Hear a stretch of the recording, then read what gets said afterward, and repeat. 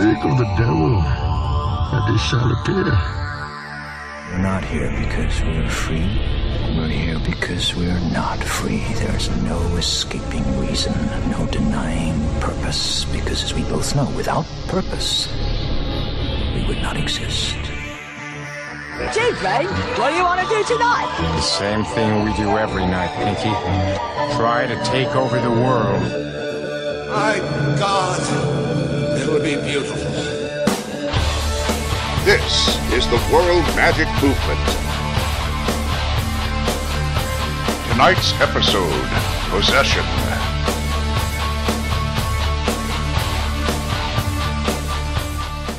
Well, I'm S-Rob, and I'm talking to Saul Ravencraft. So, Rob, we're doing something that has never been done before, to my knowledge. You have sent me a sigil to apply to this broadcast. It's there on the screen now. And help me understand the purpose of this sigil. What exactly are we doing What we're doing is broadcasting directly into hell. And that means they should see what we see. They will certainly hear what we say, okay? And this will happen not just once. I do feel there'll be some that they'll hear it to some extent whenever it is played. So it's not just a one-time thing. So, and as we do this, we broadcast into hell, which is what the sigil's for. I'll be able to tell you what I see. I've got a scrying mirror here and a crystal ball. For those that don't know, a scrying mirror is basically just a flat, shiny surface. You look into it and you have visions, and it's as simple as that. The crystal ball, well, it's crystal, but it's a very similar idea, you know, and I can use these to look into and to see what information I get. And how it works is because the sigil is up there, basically anything which is, you know, the visuals or and also the sound, which is, let's be honest, coming from the computer, will therefore go directly into it. And I've also got one with me. I've got a sigil right with me here. So it's all set, and it'll broadcast directly in. And when you say broadcast, it's going to broadcast on what? Will this be like hackers breaking into a TV broadcast, or how are they going to experience this in hell? Well, the thing is, I feel they'll just hear it as a sound. I don't necessarily mean that all of hell will get it, but I think some will, okay? But some people do believe that hell updates itself, that it has to, which means, if you take that literally, people will get this, but it'll be sort of a slow dial-up, yeah. But what I feel is it'll just be the sound will come through, you know, it'll just resonate through, because you can talk, if you can open a portal, you can talk into hell, and there's been magic being done where you can call even the Antichrist too, but not into this world, and you can communicate and get very powerful results that way. So it's basically the same thing. We're just, you know, broadcasting into hell. I mean, yeah, it's something that's never been done before. But let's face it, that seems to be something of a common element of this show, just doing things that have never been done before. Yeah, we've got something coming up where you're going to be doing a humanic possession that we're going to look at, which is going to be very interesting. Are we going to be okay? Oh, yeah, we will be fine. It's not going to affect us because we are separate. It's just the voice that's going in, yeah? All right. Well, we'll keep this sigil up throughout the broadcast, and we'll see what happens. And you're going to let us know how things are going when going in hell as they experience this, yes? Oh, absolutely, yeah. I'll be looking into the crystal ball and the scrying mirror so I can see what's there. All right. Well, we'll look forward to reports.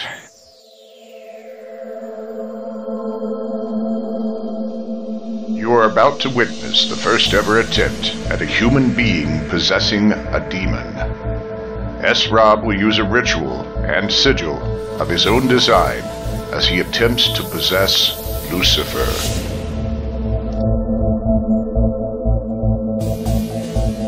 My name's S-Rob, and I am now going to possess the devil, possess Lucifer.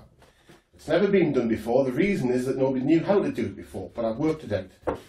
I'm going to use the sigil. This is specifically made for the purpose.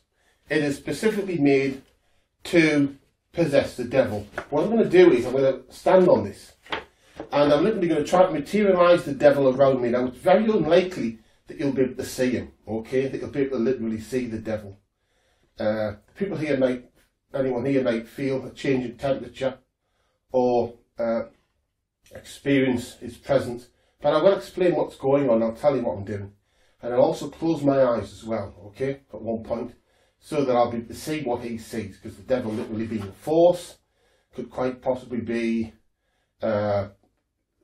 possessing somebody else, you know. But what I'll be doing here is possessing the devil. He won't be possessing me.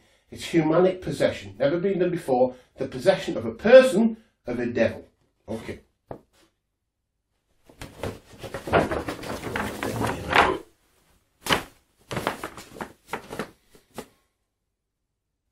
I call upon the ancient power of magic.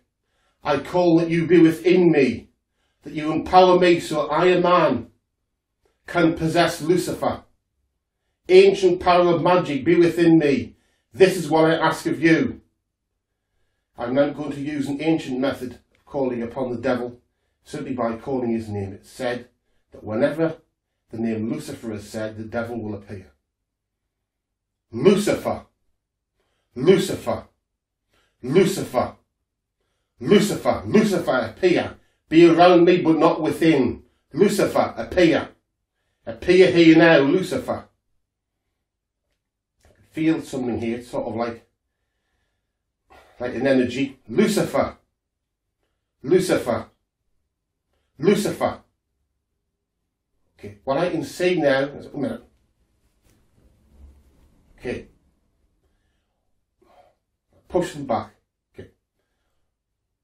Don't know if they can hear me, I think they can. What I can see is, on the floor there's a 5-pointed star ahead of me there. The surroundings around.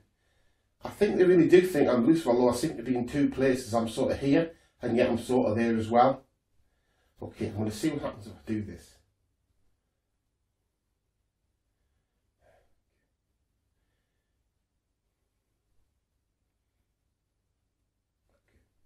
It seems that they literally do just copy what I did. That's what it seems. I don't think it was a place on earth. I actually think where I was there was in hell. I do feel the devil's still around me. I can still feel that there. But it seems that it's as much a position as anything else. So as soon as I was able to take control of Lucifer, that I was able to take control. I still feel him around there now, you know. And I still feel that I can inhabit and move around the body. And move that around there. I don't know if anyone can say anything or sense anything. Okay, I'm going to leave it there because I can feel him trying to creep in. Hi, my name is S. Rob and I am here with Saul Ravencraft. Hi, Saul. Hello. I just watched your video about the humanic possession. Very interesting. Very, very interesting. I think the thing about that is that it has never been done before. Now, I know it sounds strange when you're talking about the occult, because people assume that because it's magic, everything must have been done. In actual fact, it's more like its own science, its own subject. There's many, many things that have not been done. And that is the first time because nobody really worked out how to do it. I mean, you can see how this would be a strange thing, because what we're talking about is me, a human, possessing Lucifer, possessing a devil, which is completely opposite way around how it normally happens, yeah? Well, and I think in many cases practitioners are not encouraged to try new things. And if you look at a lot of the material that is pointed toward beginners, and even the more advanced material tends to be filled with all of these warnings about the things you should do and the things you shouldn't do, and independent thought is not always encouraged for someone. I think it takes a bold practitioner to decide that they're going to open a new threshold and try something that is not in the codex, if you will. Yeah, I think part of the problem is you have what I like to call preservers of tradition. But what they don't realise is all of the traditions they're preserving were created, were done through people trying new things. You know, because I feel as an author, you know, writing books on the occult, my job is to bring the occult forward. And that means that a lot of the time, you end up like a test pilot. So you have to try things and see if they work. I had a good idea, a good sense it was going to work, which is why I recorded it. That's actually live. That's the first time it's ever been done. Yeah, so, but the thing is, of course, I mean, don't get me wrong, there's things I've tried that haven't worked, which you don't teach to people. But it's the only way you really move it forward is that. But you are so right. There are so many people do not believe in trying to move the occult forward at all, or trying new things. You know, but I'm very much the opposite. I feel you've got to move it forward. But also, there is a very important other level to this, because some people see devils and demons as the classical view. Most people, I think, who are occultists see them slightly differently, yeah? Some people may even think of them more like aliens, which, to be honest, isn't really wrong, because, let's be honest, they're not really coming from here, from our realm, yeah? Right. But the thing is, as it works now, if you just have to wait around to see if you get possessed, and if you do, well, you can do the sign of the cross. That's one way to try and get a demon out of yourself. In fact, it was the first form of exorcism, was simply the sign of the cross. But then you've got to, if that doesn't work, you've got to go and try and find yourself an exorcist, and then he has to get rid of this entity from you. Yeah, where my idea is now, we can bring the fight to them. Because it's not just about possessing Lucifer. I've done some other things today, actually. And you can possess, using a similar method, basically any demon or devil. Which means we can now bring the fight to them. Instead of it being a situation of, you hope when you die, you hope you don't go to hell.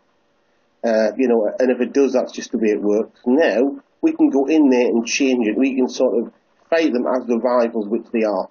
Because I believe there's really only room for one, if you like, supreme species when it talks to heaven or hell. Or, you know, we're not talking necessarily God or gods. We're just talking a supreme species, an overall species. Okay. And there is no room for a number 2 species in hell. Okay. And the thing is, what many people don't realise is you've got heaven, hell, but you've got purgatory. Purgatory is basically like a short stay hell. Many theologians believe it is hell. It's just you're not there, you know, for all time. But this means essentially that 2/3 of the people that you know that have died in your lifetime are effectively in hell right now. Okay? And when you say that some people believe that heaven is really only for people who have suffered in purgatory for enough time, or people who are effectively saints, it means that this place that we end up at, many of us end up at, is not really a place that we can afford to have outside of our control. And when you take into that the many, of course, demonic possessions that occur, and the control this can have over our culture and our world, we can't afford it to be something that we're on the back foot, you know? If you're just trying to hold your borders but they're getting through, then from my logic, they're winning. Sure. That's how it works. So we have to fight back. We've now got the ability to fight back and to go. And when we take over Lucifer has no idea what's going on. And I've also realised that, in fact, you'll find that in the video where I'm moving, and I realise that they copy your movements. They, you know, once they know and they feel you are Lucifer, or whichever devil that is in control of that part of hell, they will follow your orders precisely. It means if you order them never to mention this, never to communicate this again, what you've asked them or told them to do, they won't tell you. They won't tell Lucifer when he comes back or any of the other devils. Because, you know, there's no room in hell for, you know, doing what you want. You know, it's like a police state. Sure. Yeah. So I have a few questions about what we saw in the video that I think will help us all understand this. First, do you consider this to be a successful attempt? Did you successfully possess Lucifer? Yes, I do consider it a successful attempt. I understand that the thing is, that's the part of the problem. When you do humanic possession, because we're not the ones being possessed, I did realise there's not that much to actually see. You know, you can see what's there and you can feel. It's best to perform it, actually. If you do it, you can feel, if you push outward, you can feel an energy, like you're coming up against some sort of resistance. You can literally feel it outside of the devil. But the problem is you've got to be in this sigil, this talisman, to be able to do that. You've got to be standing on it.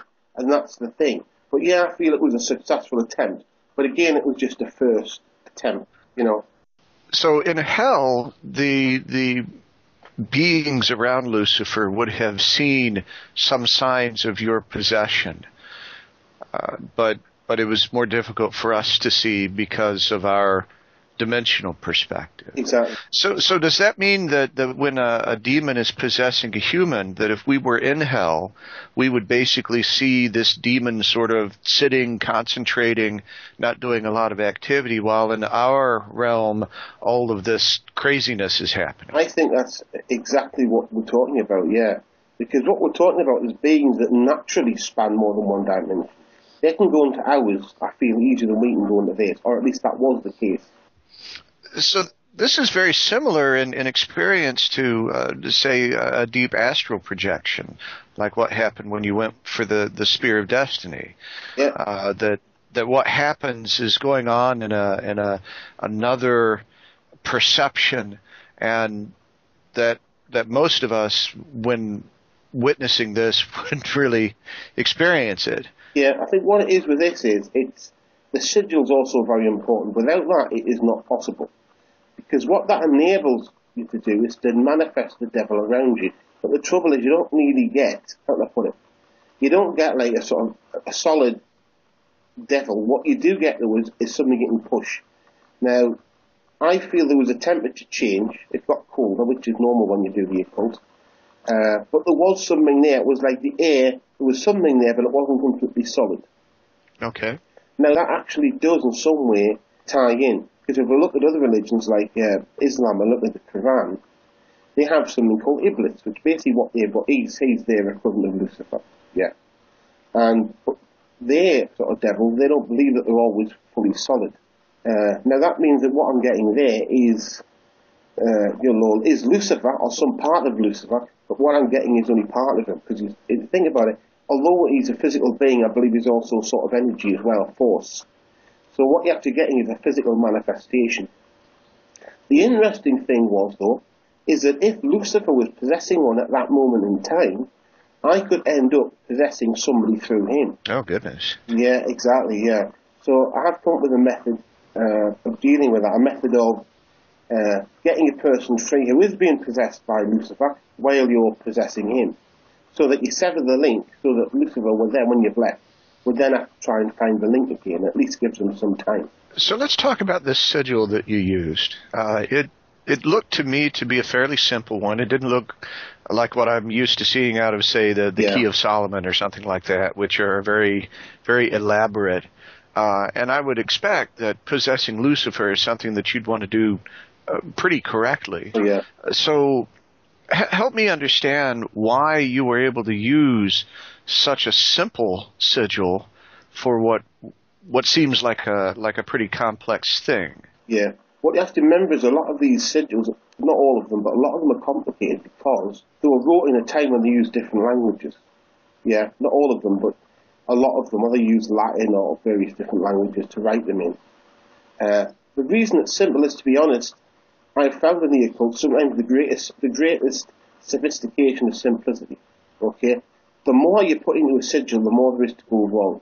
And because of the nature of it, it's not just for me, I don't want to have somebody who copies me, because there will be a book coming out on it, who maybe does something wrong, or does the wrong letter, or something goes the wrong way because they're using an ancient language. And suddenly, the devil's in them instead of them in the devil. You know? It has to be something duplicatable and easily duplicatable. Sure. Yeah, but a lot of these sigils basically come from the fact that you have to know what it's for. And that's part of it as well. You have to know what this is for. If you don't know what it's for, I don't think it would have enough power to come through. So, which I know is not always the way people think about it. People imagine that talismans, it doesn't matter. But most of the time, I've found that if you don't know what for, it doesn't help. I can accept that. Now, in my own practice, it's common for me to work within a circle. Yeah. Did you have a circle? What I just had was that sigil, which I had to draw freehand, which maybe was a little bit, careless. That's what I used. But I don't normally use circles much of the time. The way I do occult tends to be quite different. But I think that's partly to do with the way a lot of British occultists do it. Although traditionally Western occultism would tend to have circles and things, I think a lot of people now don't. And it's just because of the influence of various authors and things like this. So a lot of people really don't really use the circles the way they used to. There's nothing wrong with using a circle, it's just a matter of how you do it, different techniques. Sure. But this was meant to trap him within. So what it literally is I am in the centre, and he is on the outside. So that's how it works, yeah. So in this case, the sigil acted as a barrier for your working. Yeah, it's like, how should I put it? It's like forming into a tube. It's like having a Lucifer tube.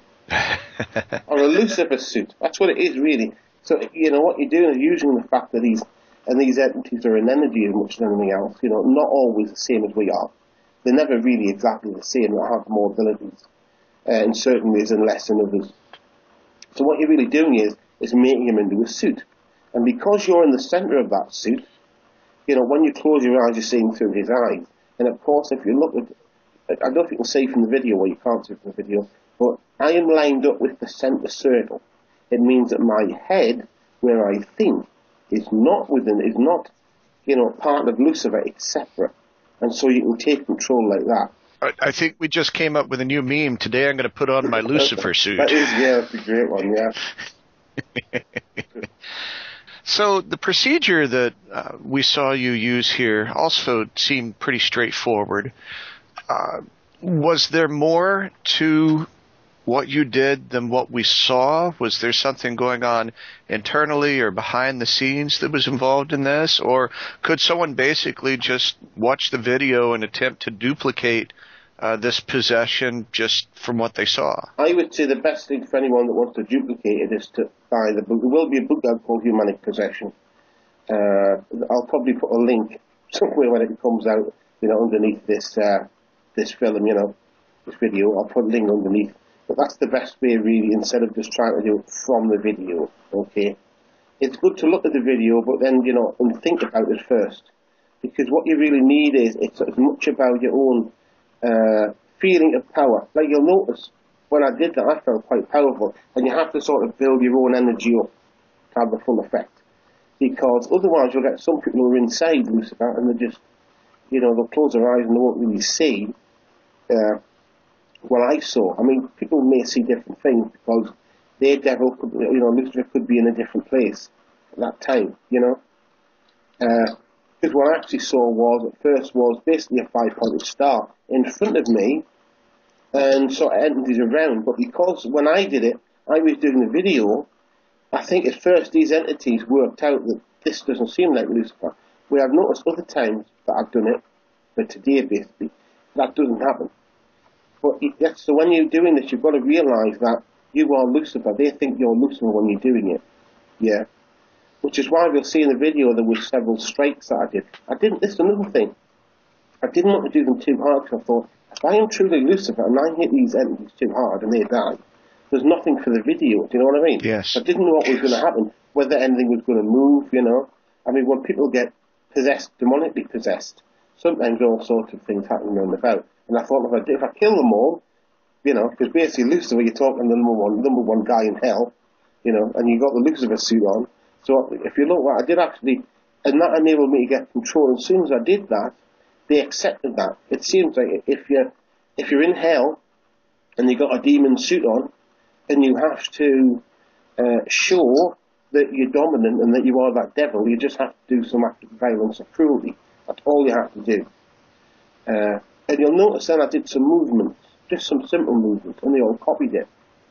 So I don't think it'll come back. I didn't do anything, like I didn't do the rumba or anything, but I do wonder if anyone was being possessed by Lucifer at that point in time, which they may not have been because there's a lot of devils in hell, but if anyone was possessed by Lucifer at that point in time, they should have been making those movements, or at least they felt a pull to make those movements.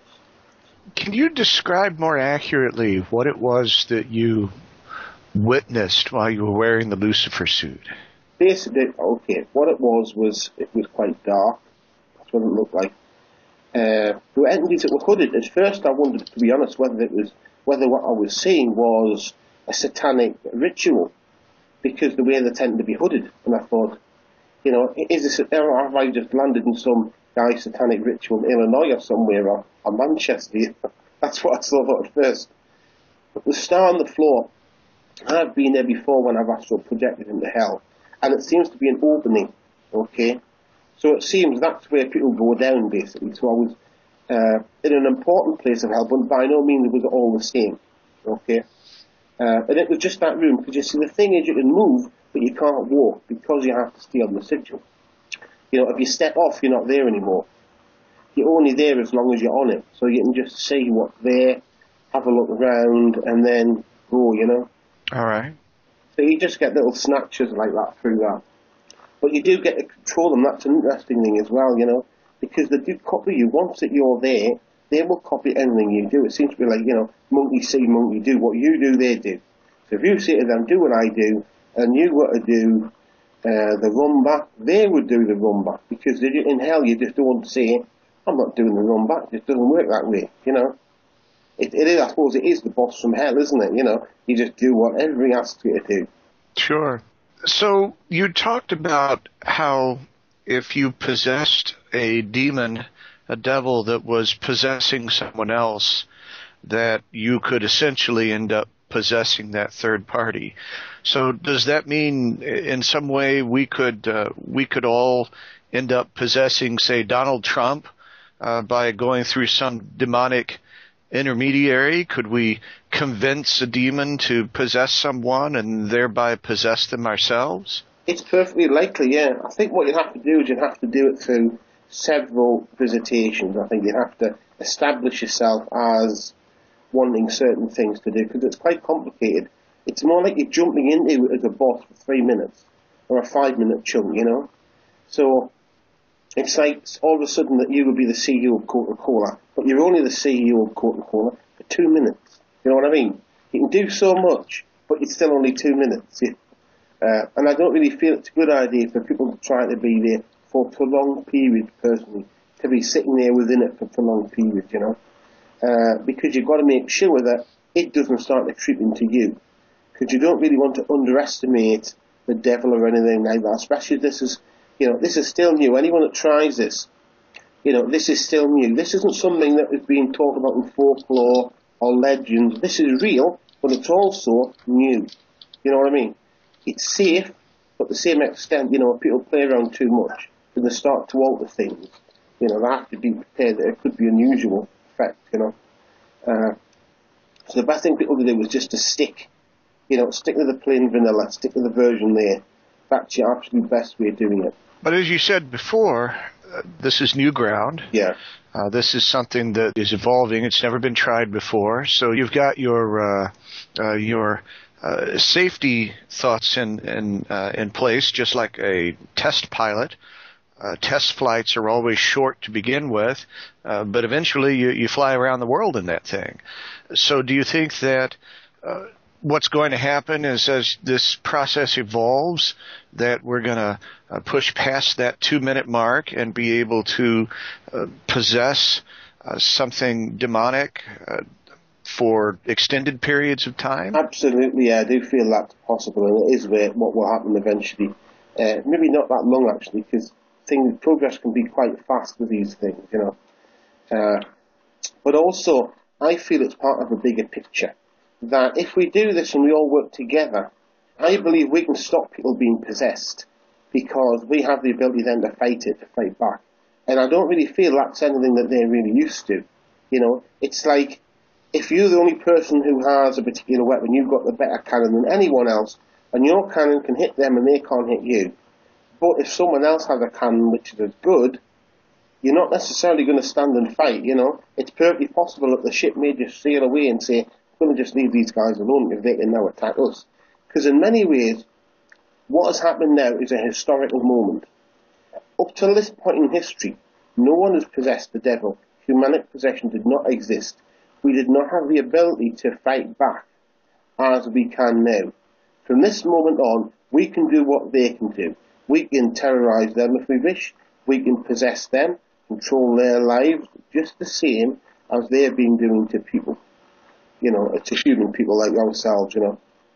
And that is a historical moment. Now, are you concerned, because certainly there are some people that are involved with the occult that do not have your altruistic view of what to do with it. Are you concerned that some powerful people who want to control and dominate others, are going to take your discovery and use it to bring the denizens of hell into their own toolbox. Yeah, I think to an extent, a lot of these people have got what they need anyway, really. But I know what you're saying. All you can really do, because you either have a choice. If you don't share it, then humanity isn't empowered. But if you do share it, you've just got to trust that there's more good people than bad. That's all you can really do. But I do feel it's difficult when you think about it to truly do something that isn't damaging to hell. How can you, if you think about it, if you go into hell and you take over a demon, a devil I should say, you take over the devil or one of the high-level devils, and you command the other one to do as you want, it's going to be very difficult not to cause problems. No matter how bad what you say is, it's going to be better than what that devil would want to do, you know. So you may go in thinking you're going to do terrible damage, but, you know, really I don't really see that happening. It would be like if Benny Hill wanted to come back and he wanted to be a really destructive person, so he decided to replace Adolf Hitler. You know, he can try to do as much damage as he wants, but he's still Benny Hill, and Adolf Hitler's still Adolf Hitler. It's just the way it works, you know. That's it.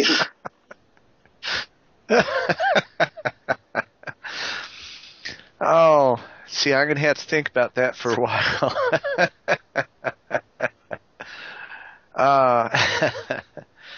Well, I'm really, what I saw is remarkable. I'm very interested to see where you take this. Do you have any idea how long it will be before your book becomes available to people that want to explore this? It should be pretty soon. It could be a few weeks or a month. It won't be very long anyway. It'll be out soon, you know. Well, you're a fast writer. I am, yeah. It would certainly, I think, be out by the end of February, you know. But I'll post the link underneath of it, you know, when it comes out, so people will be able to buy it. Well, thank you for sharing this remarkable experience, and I hope you will continue to share information as it evolves, and maybe give us glimpses of some of the deeper actions you're able to accomplish. Okay, thank you. Saul, Ravencraft. Thank you, S. Rob. So, Rob, we just finished a segment with HUMANIC Possession that was broadcast into hell, so the denizens of hell are aware of what you did. Some of them probably witnessed it personally and now understand what it was they were seeing. Are you getting any kind of reaction from hell from our broadcast? Absolutely. I can see very clearly in my scrying mirror, and it feels like I can see a bit of movement there. And, you know, to be honest, it looks like a riot is what it looks like. You know, they are not happy at all, you know. But in some ways it sort of looks like a party as well. So how you interpret this, I don't know. Whether it's a party or whether it's a riot seems all sort of mixed up together. But it's a definite strong reaction. I mean, it's a very, very strong reaction. I guess they are now aware of your ability to possess, and this is fairly early on in the process. Does that add any danger to your exploration? Are they going to be further on guard against you, or how does this affect your ability to move forward with this work? To be honest, I feel that, you know, as soon as you write something down, as soon as a book came out, they would find out. Quite aware of that. Sure. But the thing is, how do they do it? Do they work on the principle that everyone in hell could be possessed at any moment in time? Because if they did, I don't think they could function. So they can't, because they're locked up in a system, a way of doing things which goes back, you know, probably much further than we do, a long, long time. It's what it is. It's like a disruptive technology. That's what it is, the equivalent. You know, it's like when the internet, you know, now it's still disrupting and changing the way people do things. It's like that. Except this way, I feel it works for us and not for them. I don't really feel there is a positive outcome on their side, because, you know, it's a technology they already have, and now that we have it, it changes things. But what can they do in response? Sure. Yeah, you know, we have all the cards. And the thing is, well, it's sort of like terror. If they feel terror in there, then they are less likely to possess humans, which is only a good thing. All right. Well, we shall see. We're going to continue to use this sigil to broadcast into hell, so they will be getting all the rest of the information, and we'll continue to check back in with you as to how it's going. My name is S. Rob, and I'm here to talk to Freddie Valentine. Hi, Freddie. Hello, Rob. How you doing, mate? You okay today? Great, fabulous, yeah. Fab, excellent. I just thought I'd talk to you about end of reality point theory. Yeah. I don't know if you've heard this before. This was actually a theory of mine. Yes. I wrote a paper about it. It was published on academia.edu, and it was talked about a bit there. It's had a bit of resistance, I think, a lot of the time. It had a Wikipedia page for a while. It got removed, and I think part of it is people were a bit that they didn't really want a theory of the paranormal. Yeah, some people object to any new ideas. They like stuck in what they're thinking already. Anything new that comes up, they tend to object to it because it conflicts with what they already think, you know? Yeah, absolutely, because the thing is, what it is an explanation. And the sort of reaction I got is, why do we need an explanation of the paranormal? Because I suppose then people are thinking, well, it's not paranormal anymore. But yeah, exactly. The fact is, it is unknown. I mean, some things can be explained, but the things that are unknown are the things that we can't quantify. You know, that's what the paranormal is. You know, we're trying to make sense of it. You know, and I don't think anything can be explained that easily, and that's why I think people object to that. I feel when they're given too many explanations to things. Yeah, I mean, I'll explain what it is. End of reality point theory. First, I'll explain that how you normally judge a model is how well it fits the data. Yeah. In end of reality point theory, it fits the data that we see around us absolutely perfectly. Okay? And what it is, it's the idea that you have these flaws in four-dimensional space-time. We call them end of reality points. The idea is that these points are basically things where reality isn't exactly how you'd expect it to be. Okay, these are weird points. And what you've got is a cloaking mechanism that hides these points. Now, how I actually came about to this theory was when I was thinking about time slips and things like this. And I suppose another quite famous one in France where some people were going through holidaying in France and they were looking for somewhere to stay and they went into somewhere. And they realised everyone was dressing strangely, you know, from the past. But they went in, they enjoyed themselves and they stayed. And then they went. And then when they went back, they couldn't find it and the pictures didn't come out. And all this type of stuff. And that was part of the inspiration, because I realised that there's a reset mechanism here. They got back to where they were. But also a general cloaking mechanism. Yeah. And this is that what you've got is basically, they were paying in francs, but they weren't the old francs. But no one noticed. And that's when I started to realise a pattern. And I started to realise what you're talking about here isn't just one thing with ghosts or time slips or even aliens or monsters or anything like that. What we're actually talking about is something which connects. So my theory is that you've got these points, like I said, flaws that are covered up by this cloaking mechanism. Yeah. The thing with this is, it does mean that most of the time you may be walking past, one may even be within you, and everything will be fine. Yes. There may be sometimes it may go wrong, you may walk past a wall and you may feel that brick doesn't look quite right. Yeah. And it's because the cloaking mechanism is covering it up. Yeah. But sometimes it goes catastrophically wrong. And what it's trying to do when it's trying to cloak it, it's trying to pull in things around it. But sometimes it gets things from a different time, so you have a time slip or a haunting, or something maybe even from a different reality. Yeah. And so you end up with dog-headed men and, and all these different things as well. Yeah. Funny enough, I found that you get more skepticism in the paranormal community than in the scientific community, because to them it's a theory, it matches the data. And I think what I feel is important about this is I want people, when they investigate things in the paranormal ideally, that they think this is a possibility, that this could be about an end of reality point. And they don't always stay stationary. Yeah. It's in time and space. They can change, they can disappear and appear, you know. And some of them seem to be linked to a certain place for a certain length of time. Yes. You know, so what you're talking about is a wider theory of things. Because what I really want is for people to turn it into a technology. Yeah. For eventually to do that, yeah. Exactly, yeah. It just cheapens it, doesn't it? And it just lessens the impact of it. Yeah. I mean, what I really feel is that if you look, it makes a lot of sense as well when you look at things like aliens. If you look at your alien spacecrafts and things like this appearing and disappearing, what I think you've got there, at least some of the time, is you've got a species that have mastered the end of reality points. They know how to use them. as you would. So maybe what we're talking about is like, and sometimes is a wormhole, and they've mastered that, so they can come through and disappear. And it also explains why they appear in places you wouldn't expect them to. And people are thinking, what would an alien spaceship be doing in Scunthorpe? Because that was where the end of reality point was at the time. You know? Yeah. That was where the opening was to this reality. It was there. So they had to come through in Scunthorpe. And then why did they end up travelling and then going back in China? Because that's where the end of reality point was. That's where the one that can find. They've got to predict where it's going to be. They've got to go there. They've got to travel there, travel back. But like I said, it fits it perfectly, because if you think about a ghost, don't just think that it's drawing on things that you can maybe see. It could also draw just as much on someone's intelligence. Yeah, exactly. So it means if you've got a seance and it's working well, what you're doing is really opening an end of reality point. Yeah, it's how people are seeing that and experiencing it and perceiving it. Do you know, it's down to the individual rather than, you know, when you have a seance, not everybody experiences the same things. You know, like 3 people could feel touched by a spirit or sense it there, and the others can't. You know, it all depends on the individual's perception of what's going on and how you see it.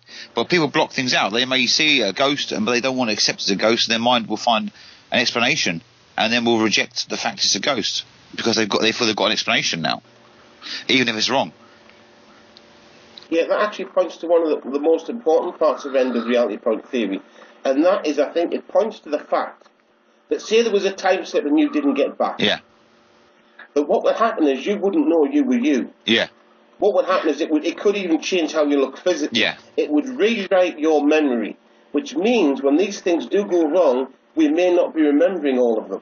Exactly. Yeah, so what you're talking about is the nature of reality is very different. Not just have you got these things being covered up, yeah, but we've got blanks in our memory that are simply down to that, you know. Exactly. But also the possibility it could be within us. So imagine you're walking along, yeah, and the end of reality point is within you and it goes wrong. You could then become a strange creature. So you're walking along back from the pub and some guy said, oh my God, there was a strange, hideous creature when I was walking to the pub. And you're walking around back thinking, what happened? I was walking back from the pub, this guy was staring at me. Next thing I know, I just remember when I was home. What happened? What went wrong? Yeah, exactly. You know, so it's a very wide and expansive theory. But what I feel now is, and I think part of it is what people are maybe scared of, is because at this time in history, this is a theory that could be proven. And I think that was why, when I was on Academy Edu, and I put this different, I put it on as well for people to criticise and things like this, is that you didn't really get the criticism, is because people are thinking, this is a theory that could be proven at this time in history. Because we've got the Hadron Collider and all these things. So this is the theory that can be proven, you know, in my lifetime. It's not something that's a long way off. It's something which is right here. But, you know, I don't really feel denial's going to help on this. People have to be open to it as a theory, because, basically speaking, like I said, it means that alien species are basically using these points for travel.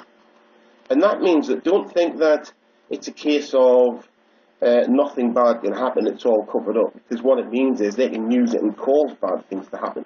It also means that if a freak event happened and a load of end of reality points that they could find happened opened at the same time, yeah, or they had a better predictive model, then they can all flood through at the same moment.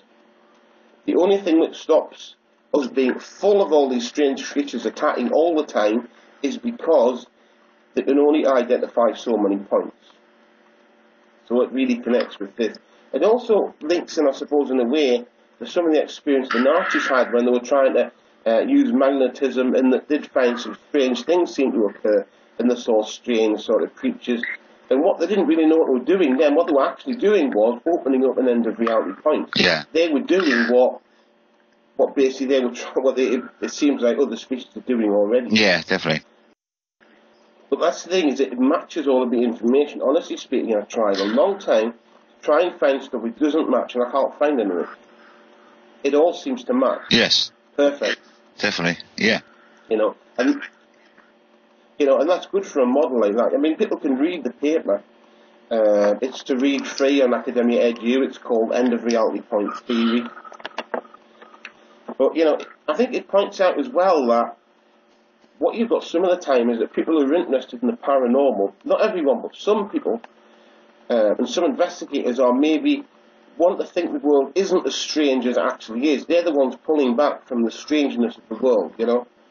But they're like, you know, you get used to the occult and the paranormal, but they don't want it to change too much. Yeah, exactly. You know, because, yeah, I mean, there's like, obviously there's like stone tape theory, but I think that now links in. The stone tape theory was basically came up with in a film. Nobody really wanted it to be a theory.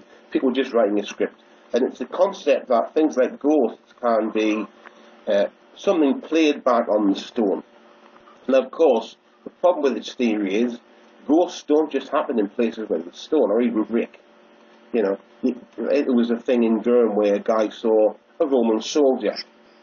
And there's people who've seen Roman soldiers and various different things, sometimes just in fields. So I think what you've got there is it's part of the cloaking mechanism. It's just playing back what's around, you know. Yeah. It does mean what we don't know is how many of these points are there. You know, there could be an immense amount of these points that are just difficult to find. And it could be these other species can only find them if they are cloaked in some flawed way. Yeah. You know, so you got these. I mean, it could be everywhere. It means as I'm looking around and I'm seeing the world, you have to remember that if I see a blue box, it's only as I see it. It's not really blue. It's just my mind's interpreting it as blue. But what I'm going to take on board as well is that what I'm actually seeing is cloaked. A lot of what I'm seeing could be cloaked. It could just be a representation that's supposed to represent reality to us. It doesn't necessarily have to be, you know, completely real, and that means that we've got another level of, I suppose, another level of the world to deal with. You know, you haven't just got different planes, if you believe, of existence, and what you see and how you see things, but the fact that a lot of what's around you could just be there to cloak something else, something behind it. Yes. And there's also something else which I think as well, and I'm thinking if sometimes these points go wrong, what is it that's happening at these points that is so unusual? Because if these points are flawed anyway, and, you know, these are points where strange things, reality sort of comes to an end here, it's just strange, by our definition of reality, then what is happening which makes the cloaking mechanism go wrong? There must be something really big happening at these points, you know, really phenomenally large. Yeah. And it means are things happening or being made to happen which we simply can't perceive. Because if it's a cloaking mechanism, you know, and it's trying to cover it up, there could be things going on all the time which are unknown to us. It could literally be another world alongside ours being covered up. Yes. Yeah, and if they knew how to use these points, you know, you've basically got a tremendous power. But that's really my hope. Yeah.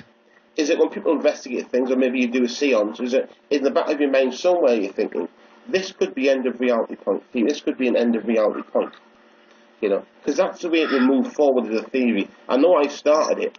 Definitely. But I feel it needs to be other people that will look at it and will be able to take other experiences. Because really, in some ways, where it would move forward was if somebody found something that didn't fit. Yeah, exactly. Because then you could look at that and you could find out why it didn't fit. But once you knew why it didn't fit, you could then say, well, if that doesn't fit because of this reason, you then learn a lot about theory and how it actually works. Yes, definitely. Because I've looked at it, like I said, it fits hauntings and ghosts and things like that perfectly. When people say strange creatures, time slips towards those to the past and the future, because you get them both ways. You know, alien abductions, it fits everything. There isn't anything I've been able to find that doesn't fit, and I've been looking really hard to find things, and it just seems to be. But it also raises the possibility that how does it know what to cloak it with? So it could well be that things like even TV could be changing the nature of the cloaking mechanism. If people see something on television, does it decide to use this to cloak it with? You know, how does it cover it up? How does it know? Yeah, exactly. When you think about it, it's like quite an intelligent thing, because it's putting it together. It doesn't feel like it's just a mechanism, but it also demonstrates how when people come from a time slip, there never seems to be like a line where they come back. It like blurs into reality. Yeah. And that feels, you know, and that's what would happen. If the cloaking mechanism was was moving in, it would do it sort of like a computer would do when you think about it. It would sort of do it gradually like an equation, and it would do it so gradually you wouldn't realise it. Or it could be that it's also erasing things that would be classed strange.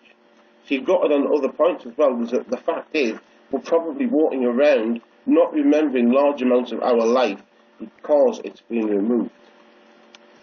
Yeah. But the thing is, I feel we're more likely to remember this stuff because we're interested in the paranormal. Because we've got a lot of experience in strange things. We're likely to remember it. But how many other people, are just getting these things? Yeah, exactly, yeah. Because it seems likely that a lot of people will just be, because let's be honest, people go into denial anyway. I've heard of cases where people were there and you have a guy and he experienced something and then later on, he just can't hear it at all. He just can't remember it at all, Yeah, exactly. It sounds like you got after there, Freddie, you're up. Yeah, I can hear it, mate, yeah. Yeah, okay. But I'm saying, that's what it is, that people go into denial anyway. But it means that a lot of what people class as being denial isn't necessarily denial, it's something else. It's just it being erased from them. Exactly, yeah. It's just, it's a way of seeing things in a different perspective, isn't it, really? Rather than a standard one. Yeah. Yeah. It also means when people say, well, why aren't we surrounded by time travellers? Well, actually, that means that we probably are. Yeah. When you find people that can't remember where they came from, if you look in your family line and you find anyone who was an orphan, it's probably just as likely that they were from a different time. Yeah. That they weren't. So where are the time travellers? They're around you right now. That's the reality. They're walking around. They just don't know the time travellers. They didn't know they came here. It wasn't their plan. They just sort of ended up here. Yeah. And that's just the way it is. And the thing is, people may have been altered as well, because think about what it's doing. It seems to be able to alter things in order to fit. So it's really a very powerful mechanism. It seems to be able to cover up and cloak these points. Like I said, it can, like in the incident in France I mentioned, the time slip. They paid with francs, but it was new francs. But to the same extent, pictures don't come out. A picture is a physical thing. Pictures don't develop. Things like cars get seen as something else, And there's been time slips like that where people have seen people have something different, So what you're really looking at is a powerful mechanism. So that means that if you were a Cro-Magnon and you came here, yeah, you basically didn't get sent back, what would happen is you'd be transformed into a modern human. Yeah, exactly. You'd get a different set of memories. So next thing you know, you're a Cro-Magnon walking around, something happens, you're there.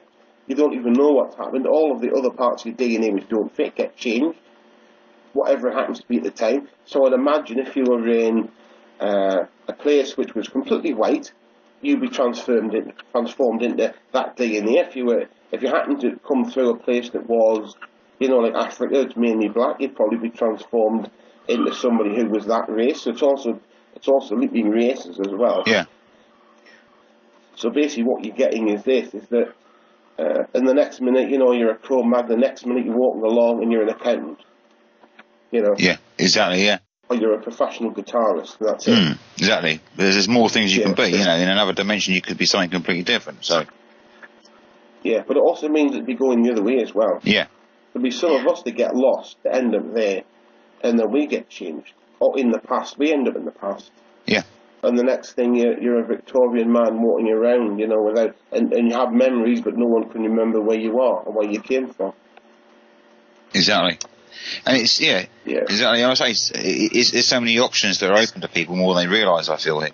Absolutely, yeah. There's a really lot of options out there. I just want people to have it in their mind. That's the important thing.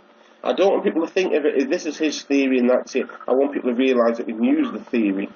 And they can even write about it and things like this, because that's the important thing there. Yeah, exactly. Anyway, great to talk to you, Freddie, Valentine. Yes, mate. Thanks a lot. Yeah, brilliant. Thank you for that, Rob. Okay, thanks a lot. All right, Rob, we're checking back in with you to see how this broadcast into hell is going. First, tell me, are we getting people's attention? Are we getting the attention of the demons? Are they watching what we're doing? Oh yeah, I mean, there's a very strong reaction. I'm seeing it especially in the crystal ball, that there is a very strong reaction here. I think part of it is that when they think of end of reality point theory, some of these people are looking for a way out. And I don't think it's actually the demons. I think really what you're really looking at is the humans in there, you know, the people like us pretty much, are thinking, you know, is this a way out? That's what it really comes down to there. So we're actually getting the attention of people that are not in hell by choice. This is not just going to the what we think of as the demonic population. This is going to everyone who is in hell. Absolutely. In fact, I feel that a lot of this will be understood more by humans than by devils and demons. Most demons aren't really thought of as being that intelligent. Devils generally are, but to be honest, they're not really thinking in the same way that we are. So something as complicated as end of reality point theory, while that might make total sense for us, I'm not sure what it makes for them. And also, I feel to some extent they've probably already got the capacity for that, okay? So it's not something which is news to them, although I think you understand it in a different form. But I do feel a reaction, and I'm feeling that I'm seeing the waving of hands, and it seems people are trying to wave back. So they're trying to transmit back to us. Gotcha. Yeah, and what I'm seeing is like a guy, he doesn't have, and I'm seeing quite strongly, he doesn't have anything on his upper body. He's waving his arms, and it's not like an unhappy wave. It's like a hello, you know, with both arms. It's sort of a cross between a sort of desperate wave and a sort of hello, is what it is. So I don't think it's anyone I know, but it could be, you know, it could be somebody you know, let's be honest. Yeah. I mean, some people go there, you know. I'm trying to think of all the people I would know in hell. So do you feel that we are creating a sense of hope? We are sending a message of hope to people in hell? Is this potentially an avenue of escape for them? Yeah, but what I also feel is entertainment in hell is actually a way of attacking it. It's supposed to be a miserable place, but now it has a show which transmits into hell. It's a whole new market. I mean, I don't know how you count the numbers, but it's huge. It's probably larger than the human population that we're going to get on Earth, because there's not really any competition there. There's no entertainment, okay? You know, all the people, theologians that talk about hell, no one ever talks about entertainment. So we've got a completely captive market, okay? As it is at the moment, whatever happens, there's always going to be a lot of people in hell, and, you know, we're transmitting in there, so... Well, perhaps we should set up a little channel on YouTube to irritate the people who run hell and start sending them cat videos or something like that. That would be a good idea, wouldn't it? Yeah, just send cat videos into hell, you know. Oh, my goodness. They think it's that bad now. Just wait till we send them reality TV. They'll know what the meaning of the word suffering is. Well, we'll continue this experiment. I'm really intrigued to see where this goes and what kind of reaction we generate. So we'll continue to broadcast into hell here on the broadcast for the World Magic Movement. I hope you know what you're doing, Rob. Hi, my name's S. Rob, and I'm talking to Saul Ravencraft. Hello, Rob. This has been an interesting broadcast so far.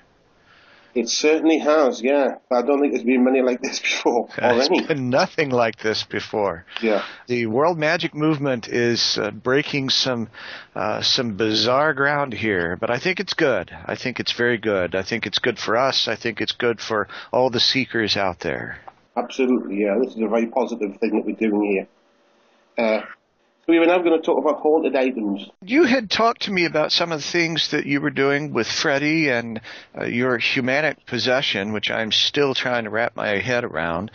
And a lot of what I work with in my own area, what I collect and show people, are these what I call haunted artifacts. I think haunted is a sensational word. But I use it because it's sensational, it gets people's attention, so I'm not too proud for that. But these are objects that have absorbed a sort of energy. And some of them happen just by happenstance, some of them happen very purposefully. Every object has a sort of energy in it, depending on what it was made of, how it was made, what it came into contact with. There's a resonance, a vibration that everything picks up on. You may have experienced this before if you've ever been in the home of a loved one who has crossed over. Absolutely. And you've gone through their possessions and you pick up something and you feel them through that item. And it's not just a memory. It's not just your imagination going into overdrive there. There is a connection that you feel with that object. And it is very much their vibration, their presence embedded in the object because of that long-term connection. There are places, there are items that pick this sort of thing up, things that have been exposed to very extraordinary energies. They become what we call blessed or cursed or haunted or sacred, depending on the circumstance. And sometimes those things will take on a vibration that has continued effects. And it can be for good or for ill. There's a process of finding these kinds of things and bringing them into your life if it's something that you want to do. But I don't think they're things to be afraid of necessarily. I think they're things to be worked with depending on your personal needs. I agree completely, yeah. I mean, I actually think that a lot of people who collect antiquities like myself do so because of the energy they have. Oh, yes. You know, and you have a large number of Chinese antiquities. Like a lot of these pottery things are really funeral wares. People were buried with them. People don't really think about this. It's something because basically they were done so that they could bring these items into the afterlife. Although there was a law that meant you could only bring items in that you would have of your social status. You know, so that was me. I would just let everyone bring in, you know, so everyone has a good afterlife. But no, there was very specific rules of what you could be buried with. And what happened was that people collect these items, I do, but you don't always think about the energy they have. And although I don't feel they're really cursed or haunted in the truth that they don't really bring good or bad luck, they do have their own energy to it. And I think the reason is that they were meant to represent these items in the afterlife. So in a way, you know, they're already working the magic they're supposed to be doing. But they definitely have a very different energy. I've also got some very old antiquities that are talismans, like Roman rings. A lot of Roman rings are like protective talismans and things like this. And I've got a very old, or at least I gave that as a present to somebody, actually, somebody quite elderly. A very old, like it's 18th century, it's not that old, I suppose, Islamic ring. And they find it very useful for protection. Because, you know, some of these rings seem to pick up a lot of power, especially the ones that were made for some sort of cult purpose. Yeah, because of course haunted can mean different things. It doesn't always mean, as people think, that you just pick up energy and put energy into something.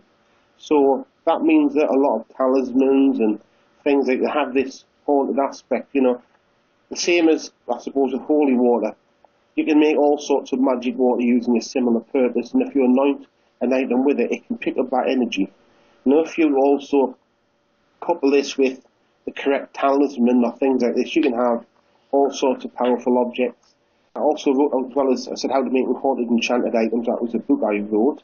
I also wrote a book about hell portals and how to make them. And these are basically so you don't always have to do a full ceremony when you want to summon something through. And you can leave these somewhere and they'll come in and out.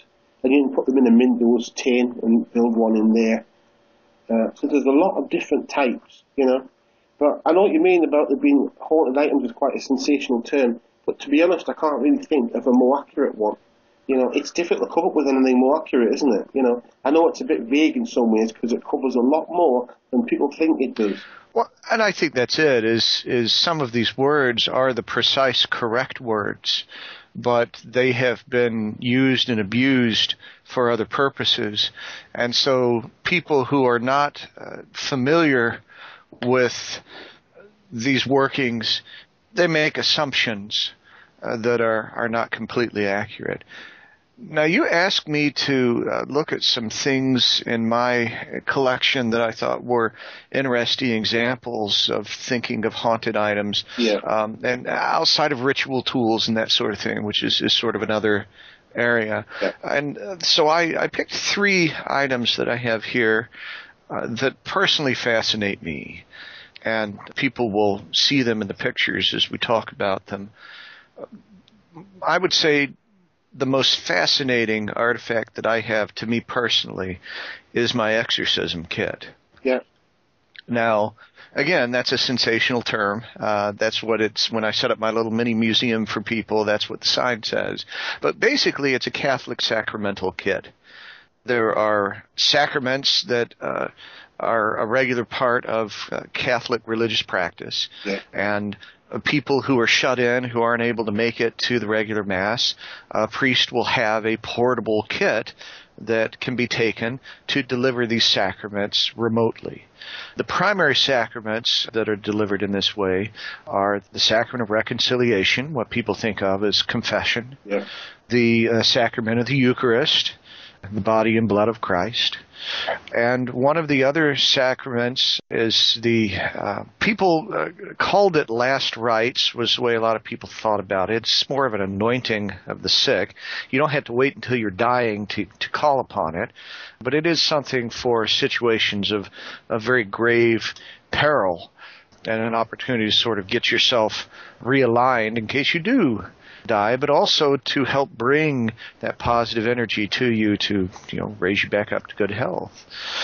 And the other sacrament there that doesn't really tend to get talked about is the sacrament of exorcism. Many priests are trained in this, whether they talk about it or not. And this particular kit, based on the box, it's a wooden box, as you see. It comes with a little portable crucifix stand and holy water and the various implements of performing the sacrament. And it looks to me as though this came out of about the 1930s or so, possibly a little earlier, just based on the design of the box, the construction. Yeah. But this was used in a few sacraments, a few exorcisms. Yeah, that's great. It's really very interesting, isn't it? Because it's the sort of thing that people really don't get to see, because people don't normally collect that type of thing or buy them. But, the fact that they can see a picture of it here and you can talk about it like that is fascinating. It really is. Because it's obviously going to pick up a lot of energy, because of what it is and also because of what it's done as well. Well, and it's a good example of something that has picked up energy by being exposed to these extraordinary events. And the balance is between the energies that is experienced. And the exorcisms occurred, but they were few and far in between all of the other sacramental practices that were done. And it has I feel a great deal of peace, and I feel a great deal of tranquility from this item. Even though I know that some of what it was exposed to were pretty horrific by our standards. It feels it's a good feeling presence for me. While some people find it frightening, I find it very beautiful. Yeah, I feel that's great. It gives you somewhere as well to sort of center yourself. Do you know what I mean? Exactly. Something that you can use to sort of gain balance in your mind and your own life. Yeah. And what was the other items that you had? So this one is an unusual one. So one of my philosophies about these kinds of objects and just occult practices and magical practices in general is about intention. Yeah. So what we're looking at here is from World War II. It's somewhere in the 1940s, I believe, is when it was constructed. And it's basically a bullet, a World War II bullet with a crude little screw eye put in here. It's hanging on a chain, and it's got a little dab of silver paint on it. Now, this artifact comes from Texas, a place called Camp Howze, Howze. And something that I was not aware of, certainly not something I was taught in school, is there were actually German prison of war camps in, to house Germans here in Texas during World War II. Yeah. And we don't think about that sort of thing. Yeah. But right here in Texas, there were camps in a few areas. Now, you had to think a little bit about what it was like to be a prisoner of war from Germany, and all of the different things that went into that experience. So first you're captured. That's scary. We like to think of the Germans, because of war propaganda, as all being crazed killers, but there were a lot of people that just got pulled into the war, just like there were on all sides, that didn't believe in any cause one way or the other. They just didn't want to die, and so they fought. You were from a small town, because it's the 1930s, 1940s, and a lot more people were from small towns at that point. Our big megacities like we think of today didn't exist so much. Absolutely, yeah. You didn't speak English because you didn't have Star Wars and YouTube and all these things to sort of broaden your horizon. And you grew up on the old tales. So you're captured. You know you're probably going to be eaten, because you've been told that the Yankees are as bad as anything we said about the Nazis. You're put on a boat, which you may or may not be very good at. You travel on this boat across the water, and you come to Texas. Now, I don't know if you've ever been to Texas, but one of the things that a lot of people experience in Texas is we have some unique flora here. And a lot of people get hit by allergies. I grew up in Texas, and I still get hit by the cedar and the pollens, and it'll hit me very hard. And that's something that a lot of people experience who have not built up any kind of immunity to our local flora. They'll come here, and they'll start getting sick. And it hits you hard. It hits your sinuses, and if you don't find a way to cope with it, it turns into sort of a sinus infection. So you come off of this boat, you're getting sick, you don't know if you caught something on the boat, you have no idea what's going to happen. You are just filled with fear. And you get taken into this prisoner of war camp, and outside at night, you hear the coyotes. Now, coyotes don't sound like wolves. Yeah. And they don't really sound like dogs. They sound like coyotes. It's a unique sound that you've probably never heard before. No, I haven't, no. And now, if you are a guard at a POW camp, and you've got all these Germans here, it might be kind of funny for you to tell those German prisoners that they need to make sure that they stay inside here, because at night, that's when the werewolves come out. Yeah. Right? And that's funny. I see how they do that, yeah. But it was a different time.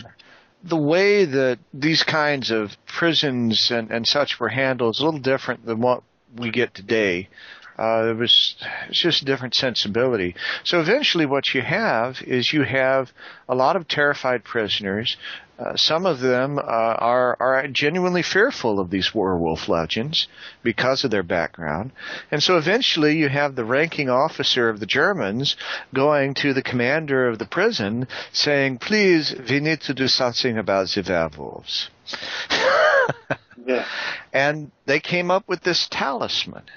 Now, there's a lot of factual information that's incorrect here, right? Yeah. There weren't werewolves outside. There were coyotes.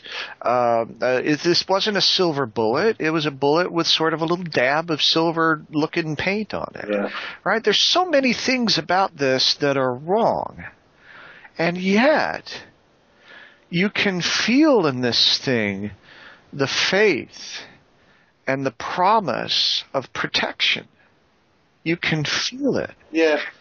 So here's a situation where, from an occult standpoint, where if we want to talk about the purists, yeah, right, there's so many things that are wrong and inaccurate about it. And yet, I feel, and other people who hold this in their hands can feel that energy off of that.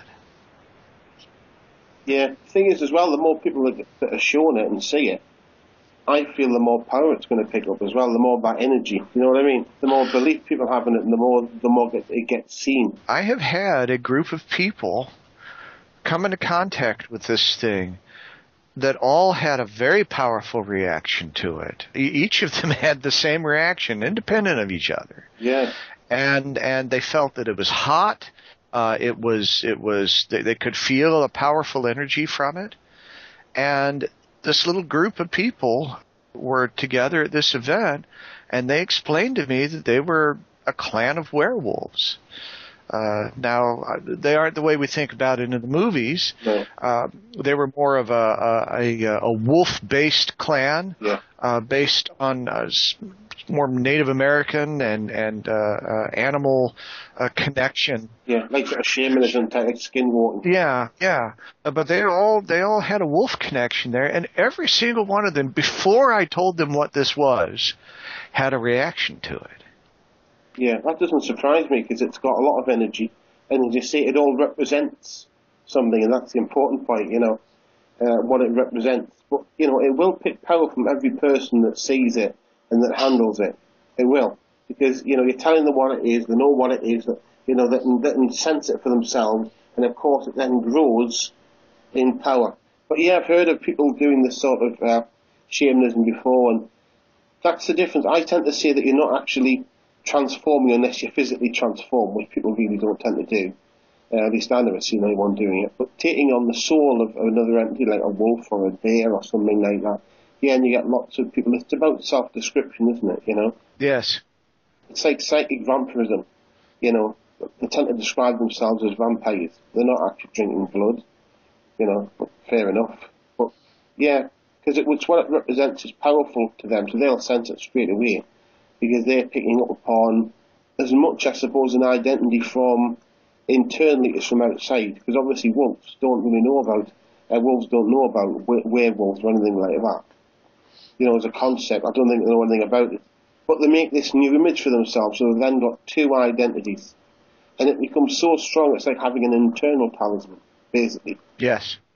Obviously, an internal talisman with one potential weakness, which is what you have. You have that bullet, which is their potential weakness. Some of them may even have felt it before they even touched it. That's the truth. But they may not have known what it was.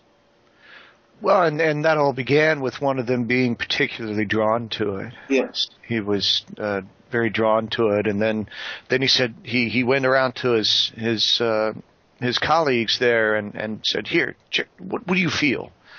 And it was startling. It was startling to me. But I really like this artifact in particular because it gives the lie to some of the ideas of precision and lore having to be just right. And it demonstrates how the human mind, the human will, can influence things even if it's not technically perfect. Yeah. That it overrides everything to be what we need it to be. Yes. And I think that's a very important concept, magically speaking. Oh, it is, yeah. It's the difference between making a talisman from a human bone and realising that it's just as good if it's just made from metal. And that's the difference. And the understanding of it that, if it's made of someone's arm, it isn't really any stronger than it is if it's made of, of just a metal substance, as long as you understand what it is, as long as it all symbolises something. I saw something that someone posted the other day that made me laugh. It was the TV witch. You must collect these ingredients by the moonlight and form them into a tea that you will drink 3 times a day during the waxing moon. Yeah. And then the practical witch. I'm just going to draw this sigil on a pastry and eat it. Exactly, yeah. Yeah. The thing is, the second one has more understanding, that's the thing. The second one understands more about it, about the principles of it. Yes. Because traditional witchcraft was like that. My grandmother was like that, It was all mixed in with the type of stuff that people did. So, stuff about recipes and cleaning stuff from your hands using butter or margarine and sugar. It was just all mixed in with other things, So, yeah.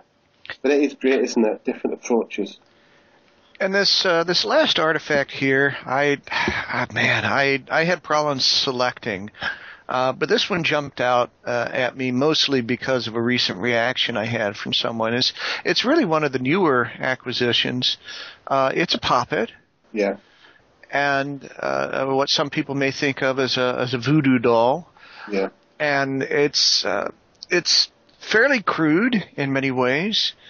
It's not all sewn and formed the way that we tend to see those in the movies. Yeah. It's a couple of sticks that are crossed together and then bound in cloth to make the body of it. The eyes are made out of buttons, just penned in. It's all really assembled with pens and wax dripped on it. And here, this appears to be real human hair that has been attached with the wax here. And I don't know if the cloth is relevant to the person this was made for. I assume that the hair belonged to someone specific to imbue this with their energy and their power. And so here's a voodoo doll, a puppet. Absolutely, yeah. And a lot of people are very frightened of this. Now, when you look at how many of these things were used, of course, the movies always go for the most outrageous, the most sensational version of it. Yeah, we always go for the negative ones from the... Yeah. It's horror films always want to scare people. They don't want things that heal people. It doesn't fit. If we went along with the idea that you tended to use a poppet for helping and healing, there are so many wonderful commercials that we wouldn't have. That's true. All the best commercials with voodoo are people being made to act silly because the doll's controlling them. Yeah. But I honestly don't know what this was used for. My connection with it isn't giving me an idea of that. And I may try and dig into it a little bit more deeply. Right now I'm just keeping it safe. Yeah. Well, the thing is, you don't always have to put these dolls like pins in them. You can put them in the fridge to sort of so the person gets cold. You can do all sorts of things, So if you had anywhere that was very cold, you could put it there, and then the person would feel the cold if it was to represent them.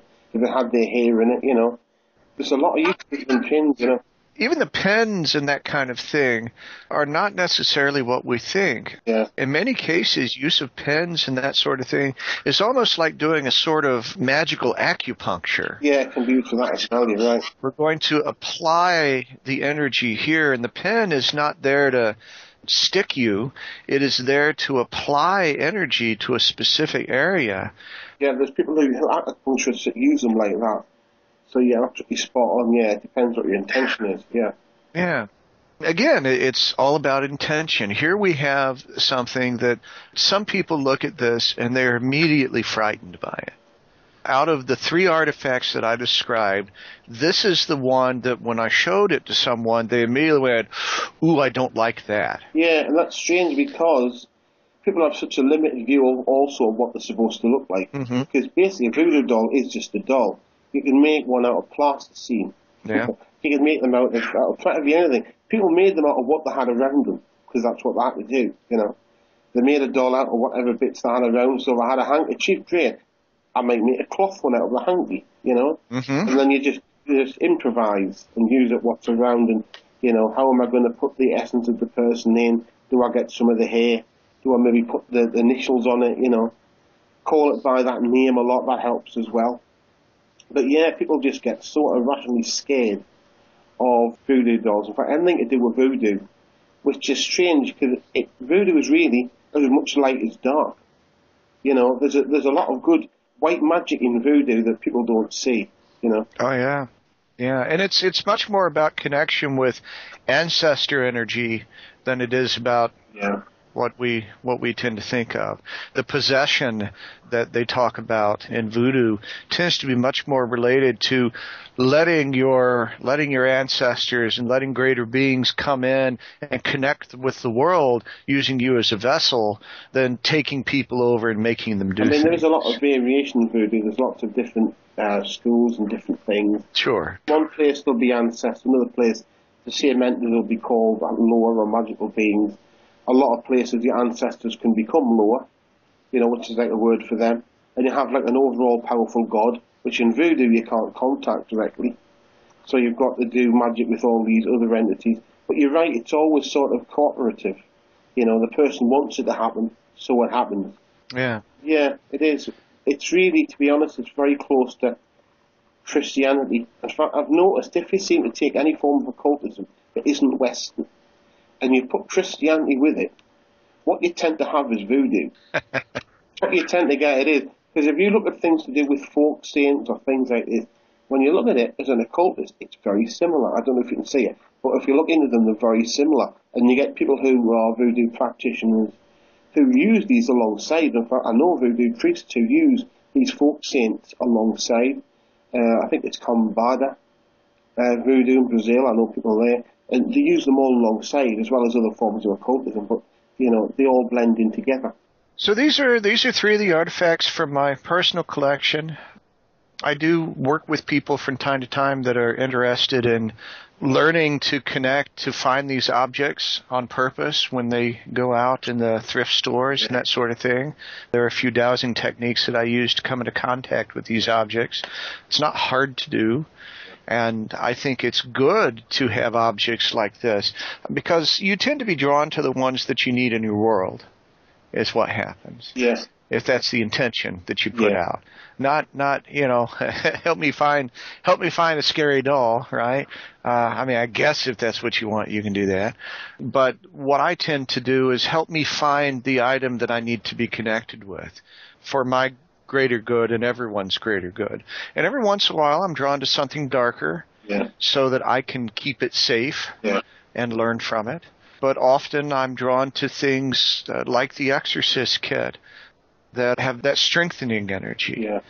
And I have a little booklet on that. I also do like little workshop things with that. Yeah. But I do encourage people to try and connect with these things and to be open to sensing what you feel around it. It can make a tremendous difference.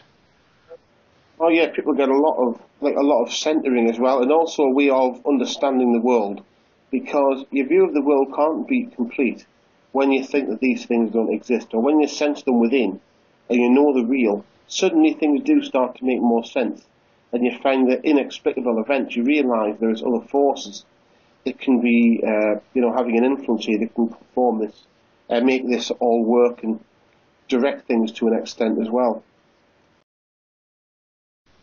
So, Rob, let's take a moment to check in and see how things are going with our Hellcast here. What's going on in Hell there? What do you see?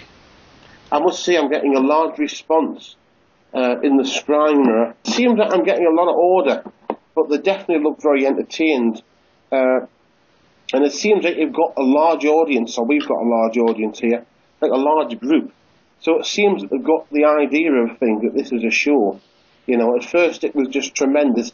Now it seems they've got the idea that this is a show that they're sitting down and they're watching, you know. So that is far greater response than I thought. I wasn't sure what was going to happen, to be honest. But it seems now they've got the idea this is a show. And, you know, I do feel that, at least I hope they know, tell them now that they are going to the other shows that they will experience. They will get to hear and see within Hell.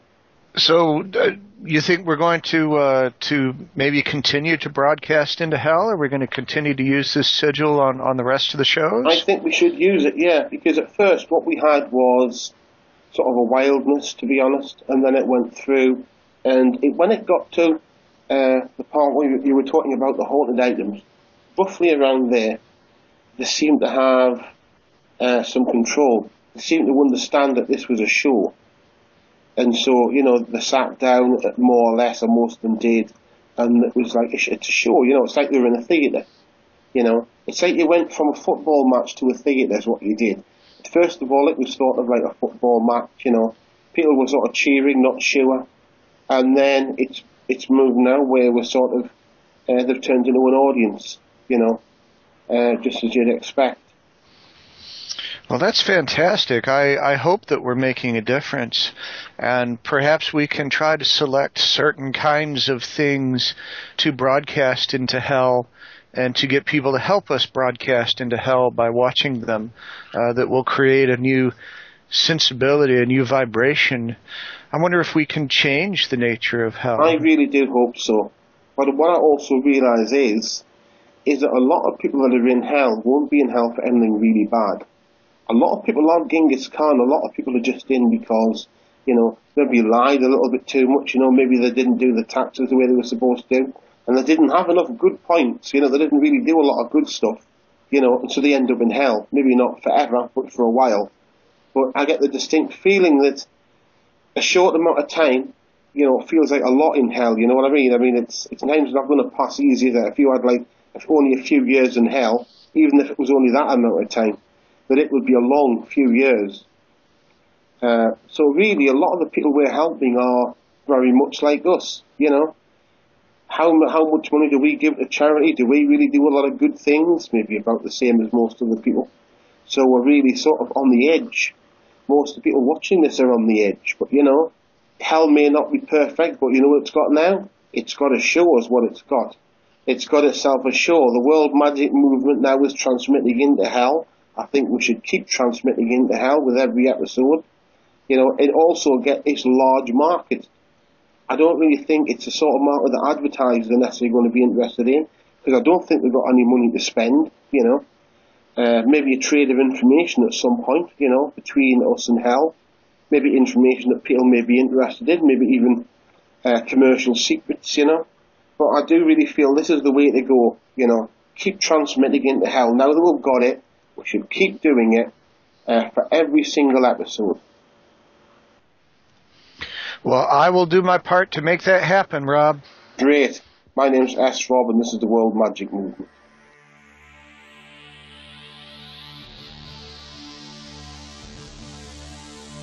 This has been the World Magic Movement with S. Rob, Saul Ravencraft, Freddie Valentine. Production design by MythMade Productions. Produced by S. Rob. Music, A Dark Blue Ark by Pipe Choir. Find them at freemusicarchive.org. This program is licensed for sharing under the Creative Commons Attribution, Non-Commercial, Share-alike 4.0 International. For more details about usage and sharing, see links in the program description or visit creativecommons.org. This program is licensed 2016 by Werevamp Media Limited. See program description for additional links to guest sites and supporting information.